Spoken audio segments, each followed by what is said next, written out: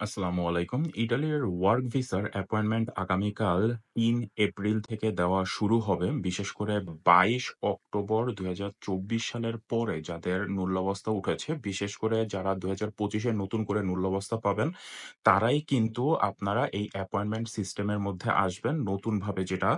এখানে আমরা ধারণা করতেছি অনলাইনে যেই ফর্ম ফিল আপ আগের মতোই করা লাগবে। কিন্তু এখানে আপনার পাসপোর্ট নাম্বার এবং আপনার মূল্যাবস্থার প্রোটোকল নাম্বার সহ আপনি ইনপুট যখনই দিবেন, শুধুমাত্র আপনার জন্যই একটা স্লট বরাদ্দ হবে। এখানে আগের মতো যেরকম আমি আপনার জন্য একটা অ্যাপয়েন্টমেন্ট দিয়ে দিব, আরেকজন অ্যাপয়েন্টমেন্ট দিয়ে দিবে, তারপরে আপনি তার কাছ থেকে কিনবেন, এই সিস্টেমটা হবে না।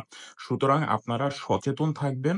কারো কাছে টাকার বিনিময়ে অ্যাপয়েন্টমেন্ট কখনোই কিনতে যাবেন না। এখন থেকেই সচেতন থাকেন প্লিজ।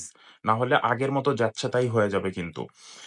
২২ আ অক্টোবর ২০২৪ এর আগে যাদের মূল্যাবস্থা উঠেছে ভাই আপনাদের জন্য সমবেদনা ছাড়া আর কিছুই করার নাই। এখানে অনেক ২ নাম্বারি হইছে, এটা ইটালির আইন এবং এখানে করার কিছুই নাই। আপনারা চেষ্টা করেন আপনাদের মালিকের সাথে কনট্যাক্ট করার জন্য যে সবকিছু ঠিক আছে কিনা। আর অপেক্ষা করেন আল্লাহর কাছে কাইন্দা কাইটা বলেন। তা বাদে আর কিচ্ছু করার নাই এখানে। ঠিক আছে? তার কারণ এইখান থেকে ভেরিফাই হওয়ার পরেই শুধুমাত্র আপনাদের মূল্যাবস্থাগুলা যদি ভিসা দেওয়ার জন্য হয় ভিএফএস গ্লোবাল থেকে আপনাদেরকে কল দিবে এবং তারপরে গিয়ে আপনারা আবেদন করে ভিসা নিবেন।